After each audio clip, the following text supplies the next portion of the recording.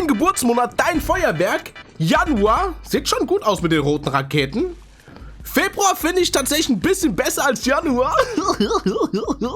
März, ziemlich basic. Eine Wunderkerze, okay. April, eine Fontäne. Und die ist gar nicht schlecht, die würde ich auch gerne haben. Mai, bei dir ist nicht so viel los, aber Leute sind... Juni, bei denen geht's ab. Alter Falter. Juli geht auch richtig gut ab. Yo, was da los, Mann? Kann doch bald nicht wahr sein. August, nicht so viel los wie bei Juni, Juli, aber gut.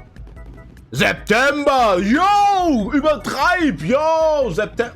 Oktober, September will einfach mein Main Character sein. November, gefällt dir dein Feuerwerk? Was war bei November?